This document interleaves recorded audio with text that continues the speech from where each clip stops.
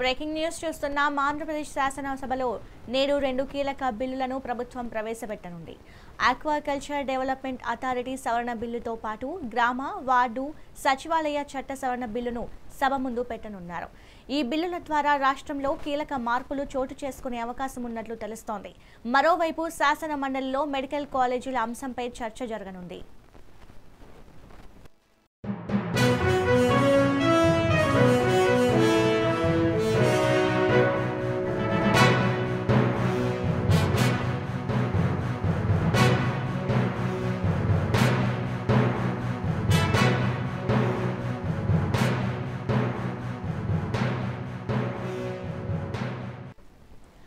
ఆంధ్రప్రదేశ్ శాసనసభలో నేడు 2 కీలక బిల్లులను ప్రభుత్వం ప్రవేశపెట్టనుంది.